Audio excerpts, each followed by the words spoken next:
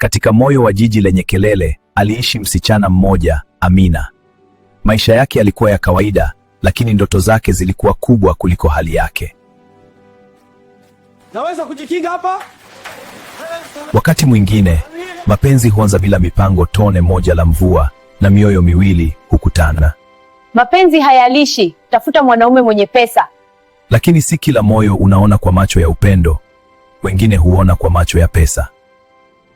Kwa mara ya kwanza, Juma alihisi kuwa mapenzi hayatoshi, dunia inahitaji zaidi ya moyo.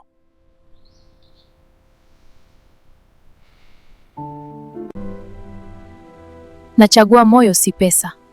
Si kila anayechagua mapenzi ni mjinga. Wengine wanajua thamani ya moyo kuliko mali.